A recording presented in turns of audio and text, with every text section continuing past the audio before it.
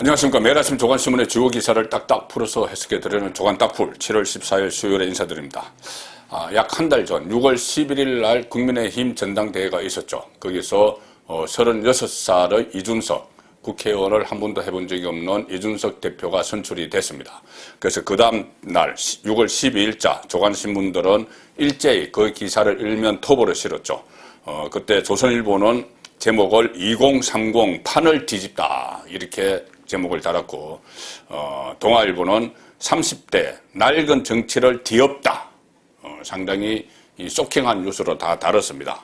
그리고 또 중앙일보 같은 경우는 정치판 변화 열망 36세 제1야당 대표 택했다.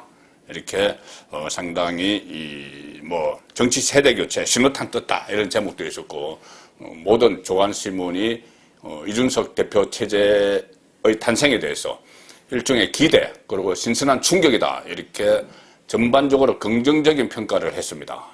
그때 저는 평론을 하면서 상당히 좀 불안하다. 그런 또 이준석 그냥 36살 영선 당대표 이것만 놓고 보면은 신선하고 참신하지만은 이준석 대표가 10년 동안 정치판에 있으면서 걸어온 길 그리고 어떤 일종의 말 바꾸기 아니면은 여러 가지 어떤 행태들 어쨌든 그런 것들을 보면은 상당히 불안하고 제1야당 지금 103석의 국회의원이 있는 제1야당을 과연 이끌 수 있을 것인가. 특히 지금 당대표는 가장 중요한 역할이 대선 후보 경선 관리뿐이 아니고 지금은 국민의힘 범야권은 상당히 독특한 환경에 있죠. 가장 유력한 대권 주자가 윤석열이 밖에 있습니다. 그리고 또 잠재성이 큰 최재형 전 원장도 여전히 밖에 있고, 안철수 제3세력 안철수와의 복당 문제도 해결해야 되는데 과연 그런 것들을 이준석이 할 수 있을까?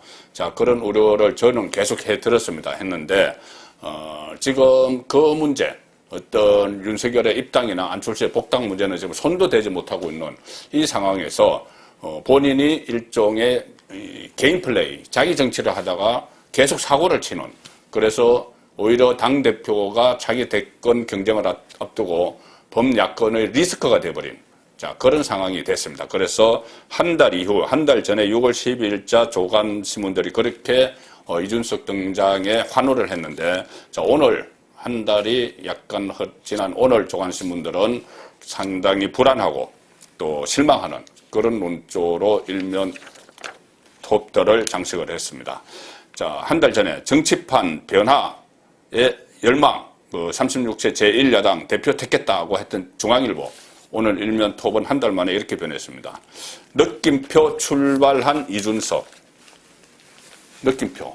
상당히 좋아, 충격적이야, 신선해. 이렇게 출발했던 이준석이 한 달 만에 물음표가 됐다. 뭐야? 지금 뭐 하는 거야? 잘할 수 있을까, 앞으로도? 불안해. 이렇게 변했다는 이야기입니다. 그래서 영선 36세 당대표가 최근 논란의 중심에 섰다. 전국민 지원금, 송영길 민주당 대표와 저녁 식사하면서 덜컥 합의를 해버려서 한밤중에 중진위원들이 모여서 되돌리는 그런 소동을 벌였죠. 그리고 또 통일부, 여성가족부 폐지 이런 것들도 역풍을 맞고 있습니다. 그래서 당내에서는 당 대표가 오히려 대선을 도움을 주지는 못할 망정 리스크가 돼버렸다 이렇게 우려를 하고 있다. 그래서 국민의힘 중진위원은 중앙일보 통화에서 어제 이렇게 이야기했다고 합니다. 정부와 여당이 서로 떠넘기던 불씨를 이준석 대표가 덜컥 받아와서 당 전체에 불을 옮겨 붙여버렸다. 그리고 지금 두 대표 간의 딜 때문에 국민의힘은 벌집 쑤신 상황이 됐습니다. 그리고 결과적으로 이준석이 전 국민에게 다 재난지원금을 주겠다 이렇게 해서 일본은 또 기대를 갖고 있었는데 그것을 다시 거둬들여 버렸습니다. 그래서 그 책임이 지금 마치 제1야당에게 있는 것처럼, 어떻게 정책 수단도 없는 제1야당이 다 주겠다고 했다가 안 주는 것처럼 이렇게 돼버리는, 결과적으로 그런 꼴이 돼버렸죠. 그리고 이 전국민 재난지원금뿐이 아니고 7개를 그날 밥 먹으면서 합의를 했다는데, 가령 연동형 비례대표제 이런 것은 폐기를 하기로 했다는데, 그냥 폐기할 문제가 아니죠. 그때 뭐 패스트 트랙에 태워서 일방적으로 이 뭐 공수처와 막 연결을 시켜서 했고, 그리고 지금 아직 그때 폭행 사태, 국회에서 폭행 사태가 일어나서 재판에 가 있는 그런 현역 의원들도 있습니다. 이 문제를 그냥 둘이서 밥 먹으면서 자, 다시 원점으로 돌리자. 이렇게 할 그런 사안이 아니라는 것이죠. 자, 그런데 그것을 상당히 섣부르게 이 처리를 했습니다. 자, 서울신문 일면 톱은 번복과 직설 리스크 계속 번복을 합니다. 그리고 어제 이 합의하고 나서도 확정적 합의가 아닌 가이드라인이었다. 합의라는 표현을 썼으면서 대변인을 통해서. 그리고 그것은 대변인이 잘못 설명한 거다. 이렇게 또 책임까지 떠넘기는 그런 모습을 보였죠. 36세 당대표 무슨 뭐 직설적이다. 뭐 그렇게 하는데 번복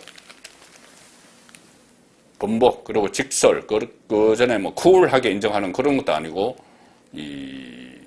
지금은 오히려 책임을 전가하고 말을 바꾸는 그런 모습까지 보이고 있습니다. 그래서 이준석 리더십 타격을 받았다. 국민의힘은 독단 스타일, 그래서 전선을 함몰시켜버렸다. 이 전국민 재난지원금 같은 경우는 후세 국민들에게, 후세 우리 후손들에게 상당한 부담을 주기 때문에 이것은 안 된다 해서 전선을 지켜야 되는데 그것을 함몰시켜버리는 그런 측면이 있습니다. 이 이야기를 말씀드리니 작년에 4.15 총선 앞두고 국민재난지원금 문재인 정권 쪽에서 들고 나왔을 때 그때 김종인 총괄선대위원장이 한수 더 떴죠. 그래서 그래 국민재난지원금 그렇게 예를 들어서 100만 원 하겠다는데 그래 그거 받고 더 이런 식으로 김종인이 했습니다. 지금 이준석의 멘토죠. 그 김종인 총괄선대위원장이 그때 그렇게 했기 때문에 반대할 틈도 없이 오히려 밀어붙였고 문재인 정권 쪽에서 밀어붙였고 그것이 선거에 결정적인 영향을 줘서 지금 국민의힘 계열 정당이 김종인이 이끌던 정당이 참패를 하는 그런 상황을 맞았는데 지금 김종인을 멘토로 둔 이준석이 또 들컥 가서 합의를 해버려서 전선을 함몰시켜버린 겁니다. 팽팽히 대처를 해야 되는데 그래서 송영길은 또 대표 간 합의 존중을 해라 이렇게 이행을 촉구를 하는 이런 상황이 돼버렸죠. 그리고 최근에 논란이 된 여가부 통일부 폐지론도 당론처럼 마치 비춰지면서 당내에서도 반발을 샀고 중국에 대해서도 잔인하다 이런 표현을 언론보고통신을 통해서 했죠. 그래서 중국 대사 면전에서 또 홍콩 문제를 비판을 하고 그래서 제1야당 대표로서 과연 적절한 것이냐 자질이 있는 것이냐 이런 논란이 일어나고 있습니다. 자, 이 문제 이준석이 이렇게 덜컥 합의를 하고 100분 만에 이것을 중진들에 나서서 뒤수습하고 뒤치다거리해서 번복을 하고 이렇게 되니 민주당 입장에서는 이것을 활용하기 참 좋죠. 그래서 전 국민 직업을 반대하는 경제부총리, 홍남기 경제부총리도 압박을 합니다. 야당하고도 합의한 거야. 이렇게 압박을 하는 그 카드를 쓰고 있고 또 야당을 상대로는 무슨 소리야? 여야 대표끼리 합의한 건데 야당 대표, 당신들 대표가 합의한 건데 왜 그것을 번복해? 지켜! 이렇게 할 수가 있죠. 그리고 또 한편으로는 이준석을 향해서 조롱과 비판을 쏟아내고 있습니다. 왜 그러냐면은 이준석이 한 달 전에 짠 하고 나타났을 때 민주당 쪽에서는 약간 당황하는 표정이 있었죠. 왜 그러냐면은 어떤 변화, 참신성 이런 아젠다를 대선 앞두고 국민의힘 쪽에 뺏기는 것 아니냐 이렇게 좀 약간 당황을 했는데 자, 이 상황에서 계속 이준석이 갈팡질팡 우왕좌왕 자충우돌을 하니까 오히려 그 이준석을 비판을 해버리면은 그런 리스크에서 또 자연스럽게 민주당이 벗어나는 거죠. 그래서 다양하게 활용을 하고 있습니다. 한국일보 일면 톱 보시면은 여당이 이 합의를 배경으로 100% 전 국민에게 준다. 당론을 딱 정했습니다. 자, 경제부총리는 계속 반발하죠. 재정 문제를 고려를 해야 되니. 돈 문제가, 돈이 많으면 얼마든지 풀죠. 그런데 돈을 관리를 하는 경제부총리는 그렇게만 할 수 없죠. 그래서 홍남기는 반기를 들었습니다. 그래서 오히려 이것이 또 추경 문제가 산으로 가버리는. 그러니까 이준석이 덜컥 합의를 하는 바람에 다른 여러 가지 파생적으로 혼선이 일어나는 그 상황도 지금 생겨버린 겁니다. 그리고 제가 말씀드린 대로 이준석을 지금 당 내에서도 상당히 비판을 하죠. 윤희수 당권주자 대권 주자죠. 윤희숙 같은 경우는 제왕적 당대표로 우리가 뽑은 것이 아니다. 그런 이야기를 했고, 조혜진 중진 의원은 자, 당대표는 스피커가 되면 안 된다. 매니저를 해야 된다. 자기 이야기만 막 하는 게 아니다. 관리를 해야 된다는 이야기죠. 이렇게 막 비판을 하는데, 여당에서도 제가 말씀드린 그런 목적 때문에 이준석을 막 비판을, 공격을 하기 시작했습니다. 조선일보 이 오면 아래 보시면은 백분 대표냐, 탱자 대표나 이렇게 비꼬는 여당, 이준석을 막 비꼽니다. 백분 대표, 100분 만에 합의를 번복을 해서 100분짜리 대표냐, 그 다음에 탱자 대표냐, 이준석을, 송영길을 만나서는 마치 귤처럼 이야기를, 재난지원금 귤처럼 이야기하더니 바로 송영길과 회담 끝나고 나가서는 또 당에 휘둘러서 귤을 탱자처럼 만들어버리냐, 이 이야기를 하고 있는 겁니다. 이 대표가 송영길 민주당 대표와 만나 합의한 지 100분 만에 내부 비판에 부딪혀 합의를 뒤집었다. 그래서 100분 대표냐. 윤호중 원내대표는 이렇게 이야기합니다. 민주당. 이준석은 100분 만에 말을 뒤집는 100분 대표고 탱자 대표가 되려는가. 우리 당 송영길 대표로 만나서 귤맛을 뽐내던 이 대표가 국민의힘에 가더니 100분 만에 귤맛을 잊고 탱자가 됐다. 이런 조롱까지 지금 당하는 상황이고, 김영배 민주당 최고위원은 이렇게 페이스북에 글을 올렸습니다. 이준석 대표의 거친 생각과 불안한 눈빛과 그걸 지켜보는 국민을 생각하기를 바란다. 이준석이 당대표 취임하면서 임재범의 노래 너를 위해 여기 빗대서 취임사를 했었죠. 그걸 또다시 패러디하면서 이준석을 조롱을 하는, 자, 이런 상황이 됐습니다. 대선을 앞두고 이런 상황이 됐는데, 언론도 마찬가지입니다. 언론도 상당히 이준석에 대해서 비판적인데, 오늘 국민일보 만평을 보시면은, 자, 이런 만평이 실렸습니다. 한번 보시죠. 잘 안 보이실 텐데 제가 확대를 한번 해서 보여드리겠습니다.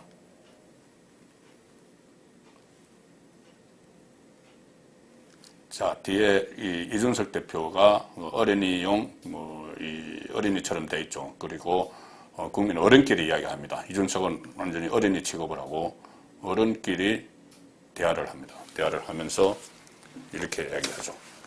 아무것도 모르는 애하고 이게 뭔 짓이야. 합의 번복을 하면서 그 당 중진들이 그렇게 했다는 이야기죠.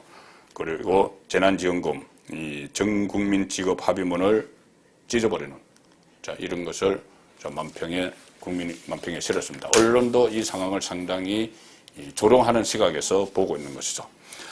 자, 결국은 이준석이 자기 정치를 계속하다가 덜컥수로 위기를 자초했는데, 본인의 위기뿐이 아니고 대선을 앞둔 이 국민의힘에도 상당히 부담이 되어버렸습니다.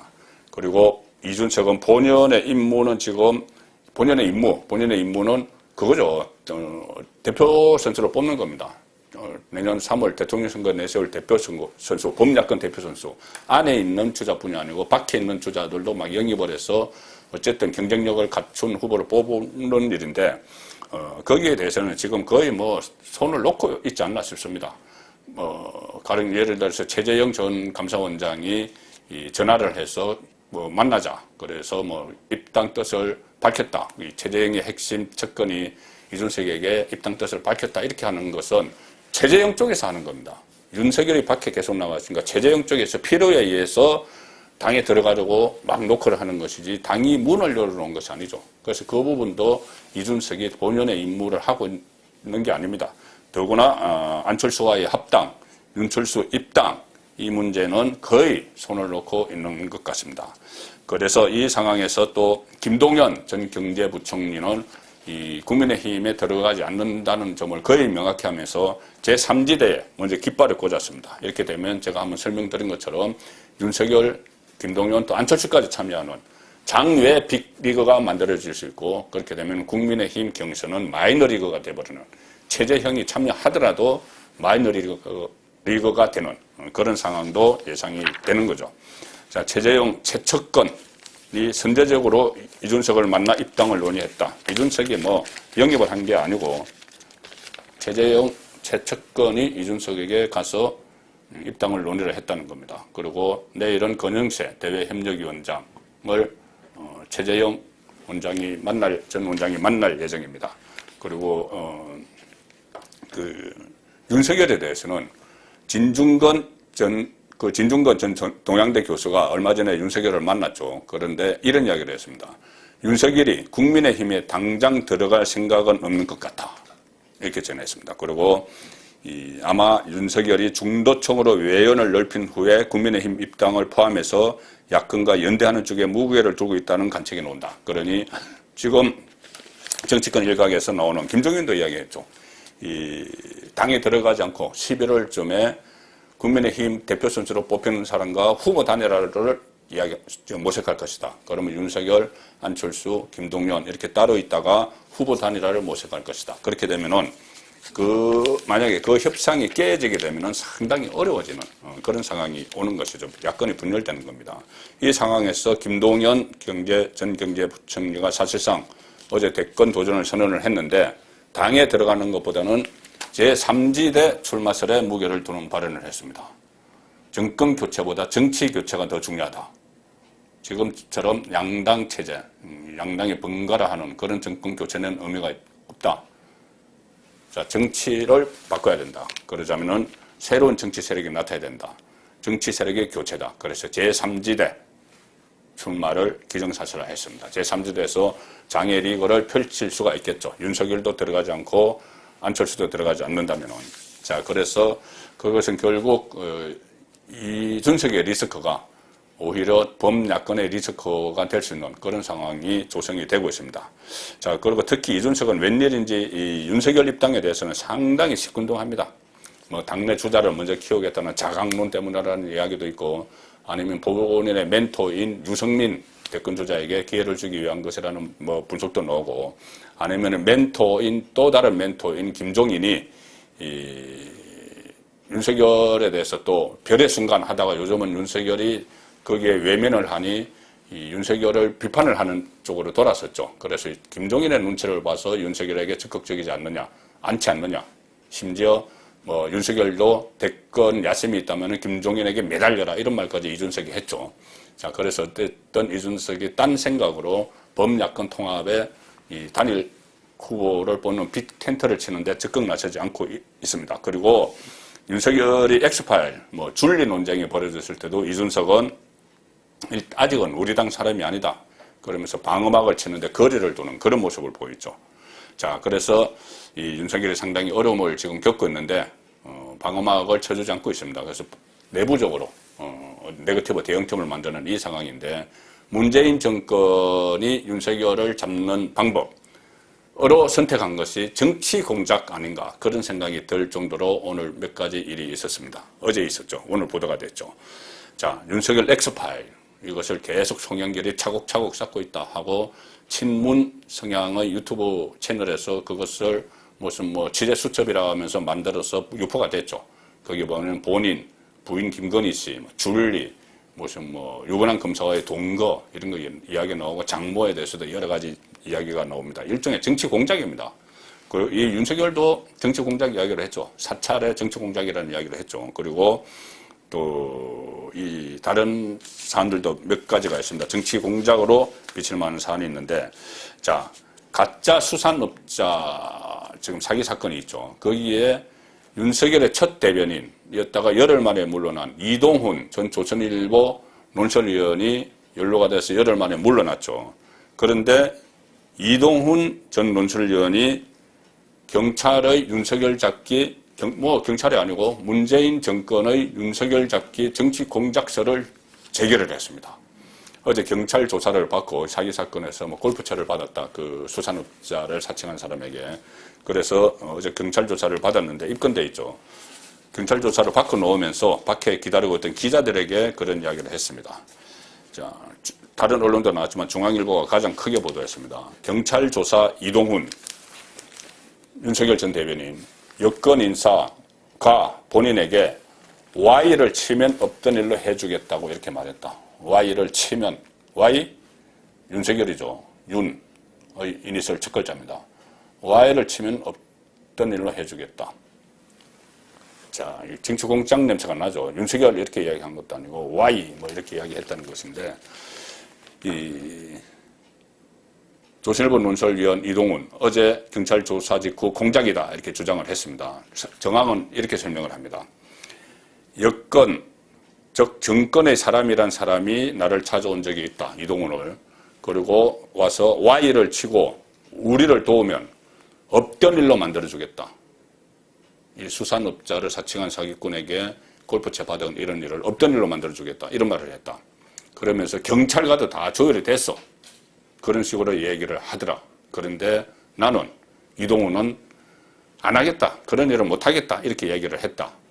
그러자 제 얼굴, 이동훈의 얼굴과 이름이 언론에 도배가 됐다. 가짜 수산업자에게 돈을 받았다. 골프채를 받았다. 이런 하면서 경찰발 기사로 도배가 되더라. 본인이 그 정치공작 제안에 Y를 치면은 봐주겠다는 그 제안에 응하지 않으니까 언론에서 도배가 되더라. 경찰에서 정권이 경찰을 통해서 흘렸다는 이야기죠. 그리고 공교롭게도 그날은 제 얼굴과 이름이 언론에 도배가 된 날은 윤석열이 정치 참여를 선언하던 그날이다. 완벽한 정치공작 시나리오죠. 이동훈 전 의원이 그대로 진실을 그대로 말한다면 물론 뭐 기자 출신이고 어떤 팩트에 근거해서 말을 하기 때문에 완전한 거짓말은 아닐 가능성이 높습니다. 다만 이 정권의 사람이라는 사람이 어느 정도의 위치에 있는 사람인지 자, 그 부분은 앞으로 계속 그 규명이 돼야 되겠지만 이것은 상당히 중요한 증언입니다. 그리고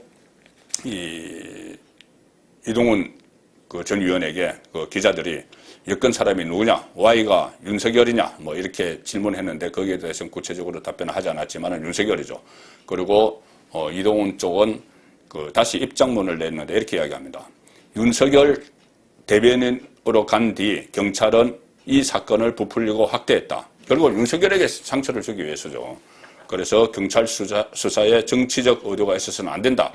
피의사실 공표가 윤석열의 정치 참여 선언일에 시작됐다. 본인에 대한 피의사실 공표가.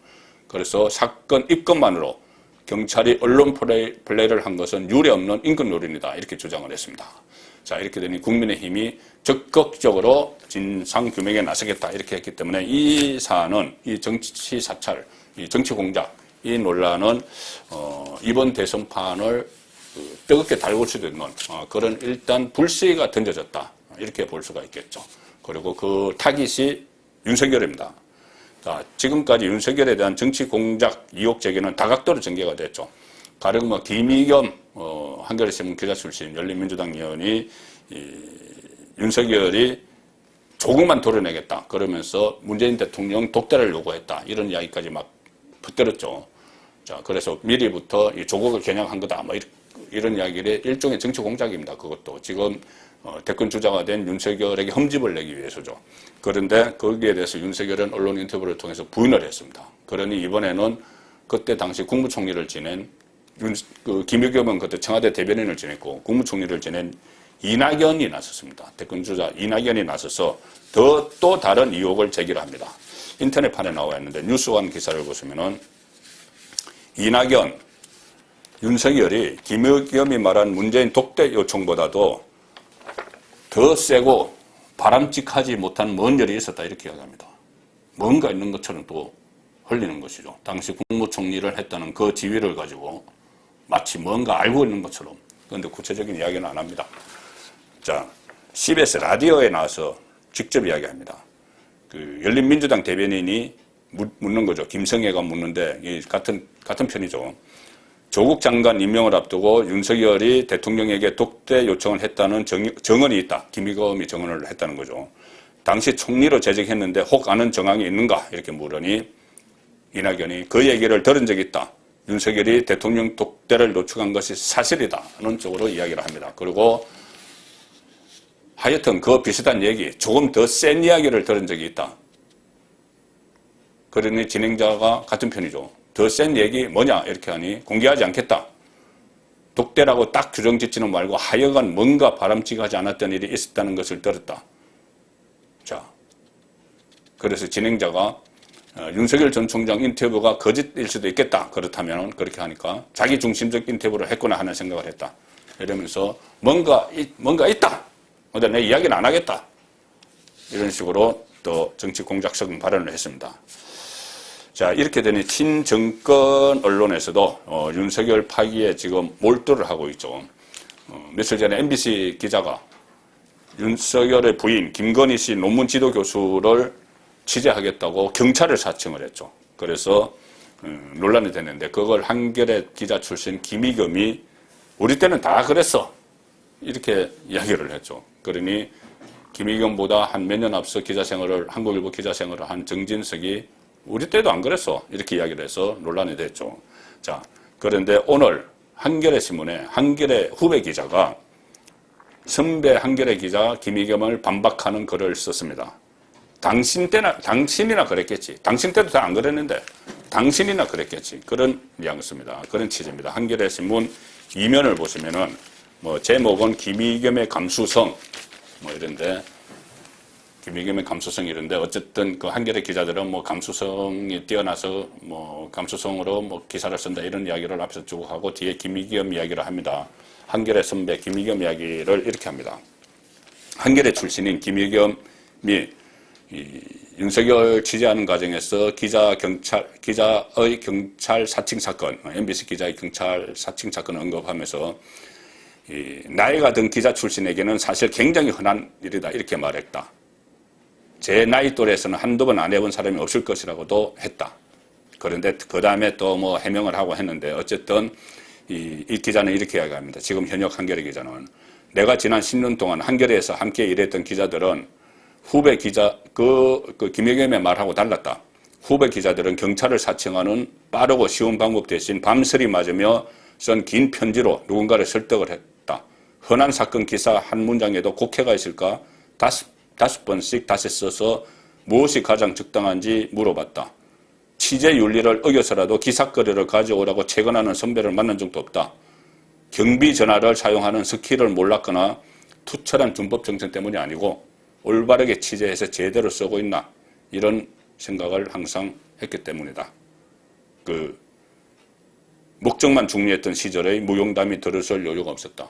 김의겸이 하는 그런 무용담 같은 것은 한겨레 신문 안에 있지 않았다는 이야기죠. 자, 저도 기자 생활을 뭐 32년 동안 하면서 여러 가지 취재 경험이 있습니다. 그런데 누구를 사칭하거나 그런 적은 없습니다. 그리고 꼭 필요하다면은 부탁을 하죠. 가령 예를 들어서 내가 이야기해서 말을 안 할 취재원 같으면 그 취재원을 잘 아는 또는 영향력이 있을 수 있는 가령 정치인이나 이쪽에 내가 이런 게 저런 게 궁금한데 당신이 나 대신 좀 물어봐다오. 그래서 기사를 뽑아내는 일종의 주문 생산이라고도 이야기합니다. 저희들 사회에서는. 자, 그런 식으로 취재를 하지 이 경찰을 사칭하거나 이렇게는 하지 않죠. 정치인을 사칭하거나. 그리고 가끔 그런 기자들은 있었습니다. 김의겸처럼 뭐 사칭을 해서 뭐 정보를 빼내는 그때 그 이재명 사건 때도 뭐 그때도 방송 기자가 뭐 어떤 검사를 사칭을 했다. 그래서 그 처벌을 받은 적이 있죠. 자, 그런 기자들이 한둘이 있습니다. 그리고 사칭하는 기자들뿐이 아니고 자료를 어떤 그 취재원의 방에서 이야기를 하다가 자료가 그 취재 기사가 될 만한 자료가 있으면은 그것을 그냥 모르게 탈취를 해오는 그런 기자들도 간혹 있죠. 그런 식으로 취재하는 기자들. 그래서 사법 처리를 받은 기자도 있습니다. 김의겸은 아주 그 범법을 저지른 그 기자 케이스를 본인에게 대입을 했습니다. 아마 공소시효는 지나갔겠죠. 자, 그래서 이렇게 윤석열을 포위해서 전방위로 정치 공작을 벌이는데 일단 어느 정도 뭐 성공을 하는 그런 모습도 보입니다. 왜 그러냐면 윤석열 지지율이 떨어지고 있기 때문에. 오늘 국민일보 보시면은 물론 이 엑스파일 같은 논란 이런 악재와 더불어서 윤석열의 최근에 좀 보수 또 반문 진영을 모으는 이런 행보를 하고 있죠. 그것 때문에 이 지지율이 떨어진다. 그래서 국민일보 분석인데 어쨌든 팩트는 양자 대결에서도 이낙연에게 밀렸다. 양자 대결에서 그동안 이낙연에게 상당히 많이 앞서왔죠. 가상 대결에서. 그런데 이낙연에게 밀렸다는 여론조사 결과가 뭐 하나 나왔다는 겁니다. 이것이 전체는 아니지만 어쨌든 이것이 문재인 정권이 전방위적으로 시도하는 정치 공작의 결과일 수도 있다. 왜 그러냐 하면은 엑스파일, 뭐 줄리 이런 문제들이 또 장모 문제 이것들이 영향을 미치고 있고 또 제가 말씀드린 대로 여러 가지 윤석열을 둘러싼 일들 가령 뭐 이런 것도 있었네요. 윤석열 1위 여론조사가 계속 나오는 윤석열이 1위 했던 여론조사가 계속 나오는 그런 그 여론조사 기관이 있었습니다. PNN 리서치인데 매주 공개를 했습니다. 차기 대통령 적합도 조사 결과를 했는데 지난 4일 이후로 갑자기 매주 하던 걸 중단을 해버렸습니다. 그러니 윤석열 쪽에서 야 이거 저기 여건이 압력을 해서 여론조사를 하지 못하도록 한 것 아니냐 이렇게 그 의혹을 제기했죠. 그러니 이 PNR 리서치에서 뭐 우리도 그냥 뭐 발주한 데서 의뢰한 데서 그냥 하지 말자고 그래서 어쩔 수 없어요 안 했다. 그런데 발주한 데가 어디냐면 머니투데이라는 언론사인데 뭐 어떤 외부 압력이나 개입이 없었다. 뭐 이렇게 이야기를 합니다. 자, 뭐 외부 압력이나 개입이 없었다면은 스스로가 이렇게 어느 여론조사 기관에 발주를 했는데 그것이 계속 윤석열 1위 논의 이래서는 안 되겠다 하고 없앤 것인지 어쨌든 윤석열 입장에서 볼 때는 이것도 일종의 정치 공작 의혹이 생기는 그런 일인 셈이죠. 자, 어쨌든 윤석열은 지금 윤석열 잡기 위해서 뭐 끈 잡는 매라고 추미애가 나섰지만 그것보다 문재인 정권 전체 차원에서는 여러 가지 윤석열 엑스파일을 비롯해서 정치 공작으로 윤석열을 떨어뜨리려는 그런 시도를 하는 것 같습니다. 자, 그렇게 하는 데는 이 강변 언론들이 많이 동원이 되겠죠. 지금 공영방송, 지금 조금 전에 MBC 말씀드렸지만 KBS도 그렇고 전부 정권 지킴이로 나서는 그런 상황이 돼 있죠. 그런데 지금 KBS는 그렇게 하면서 시청률을 올려달라고 정기이사회에서 TV 수신료를 월 2,500원에서 3,800원으로 올리자 이렇게 해서 방통위에 제출을 해놓은 상태입니다. 이렇게 편파 방송을 하면서 그런데 어제 그 국민의힘은 이런 발표를 했습니다. 아니 김제동에게는 그 연간 7억 원의 출연료를 주면서 적자 난다고 수신료를 인상해달라고. 자, 시청자들에게 뭐 몇천 원 이렇게 받아가지고 7억 원을 연간 김제동에게 주는데 김제동에게만 주는 게 아니죠. 그 본인들 내부에서도 1억 원 넘는 직원이 46%입니다. 그런데 그 부담을 방만한 경영을 하고 정권에 가까운 연예인들에게 막 돈을 퍼주고 이러면서 그 부담을 시청자에게 지라고 합니다. 자, 문재인 정권의 여러 민낯 중에 또 하나죠. 조간 딱풀이었습니다.